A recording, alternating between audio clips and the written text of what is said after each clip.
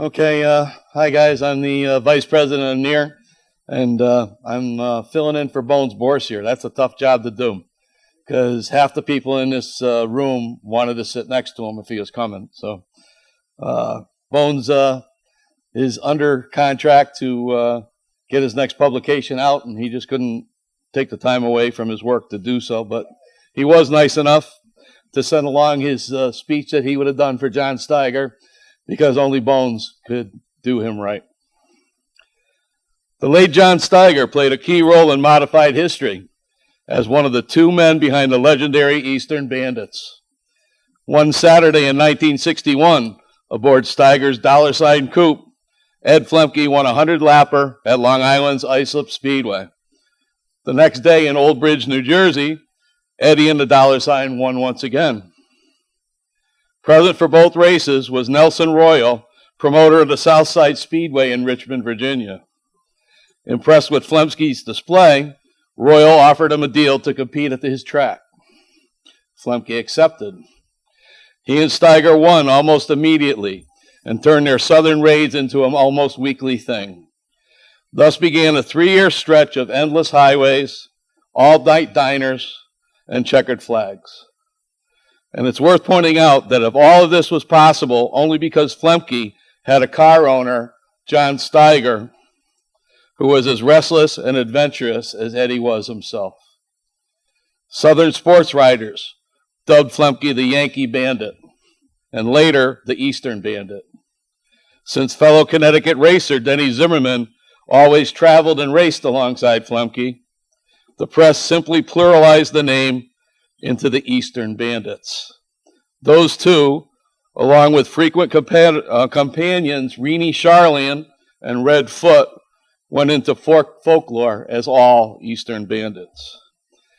Flemke and Stygar would often leave Connecticut on Wednesday and race that night at Islip on Long Island, Thursday at Fort Dix Speedway in New Jersey, Friday at Southside Speedway in Richmond, Saturday at Old Dominion Speedway in Manassas, Virginia, and Sunday afternoon at Marlboro, Maryland. Then they went to Sunday night at Old Bridge. After a day or two at home in Connecticut, they'd once again hit the road.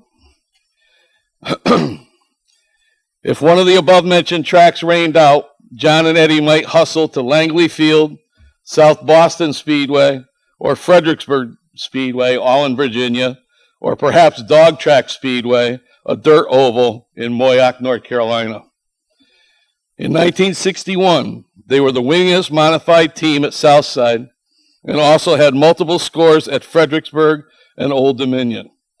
But they really came alive in 1962, winning 17 features at Old Dominion alone, including 11 in a row. There were track titles at Old Bridge in 1961, and Southside in 1962, all because of John Stygar and his cars. In 1963, Flemke and Stygar continued to win in Dixieland, but also did well on their trips down there and back. At Fort Dix, they won 7 Thursday features and a track championship. At Old Bridge, their Sunday night wins included a 100-lapper. Their record also included 2 huge victories in the Tobacco Bowl at Bowman Gray Stadium in North Carolina, just over a year apart. One on December 30th, 61, and the other on January 1st, 63. The stadium was a tough little place in the Bandit years. Its track champs were Glenn Wood, Perk Brown, and Billy Hensley. Flemke and Stygar invaded twice for the Tobacco Bowl and won both times. Occasionally, owing to weather forecasts or track schedules, Stygar and Flemke would stick closer to home.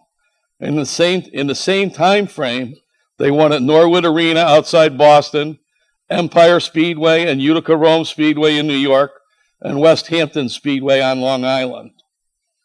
Their hectic life produced stories that amused Stygars years and years later.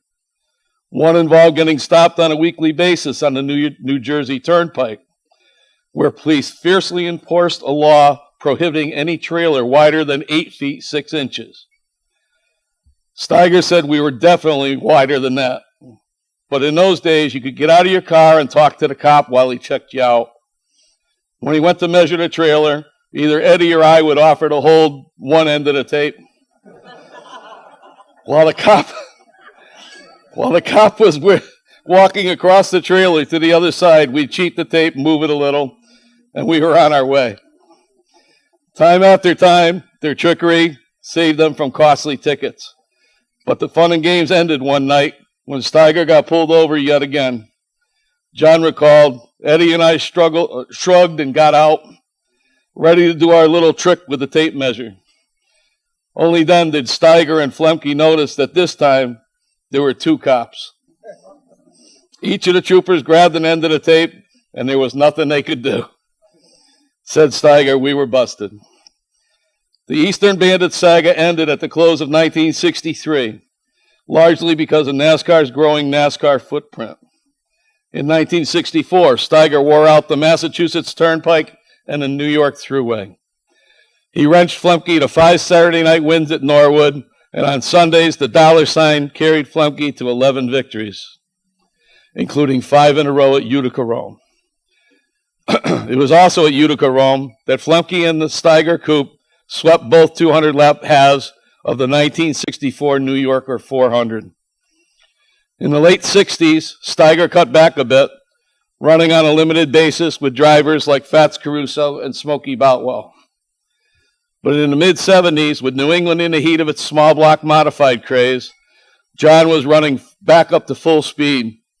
He campaigned a blue number 7 Pinto and also built and wrenched the earliest Manchester sand and gravel number 10 Pintos.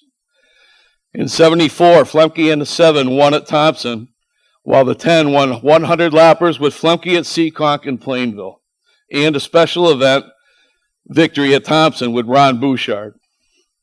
In 1975, the Manchester sand and gravel number 10 won at Stafford with Flemke, while the Stygar 7 and Flemke won Waterford's Blast-Off 100, a 100-lap Plainville event, and 3 Thompson features.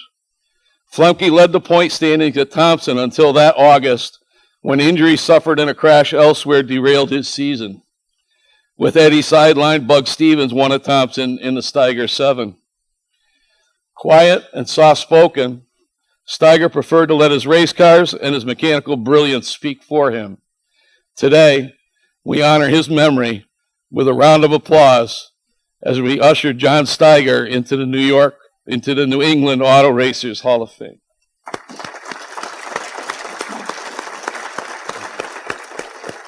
Accepting the award for her brother John is Marion Howard.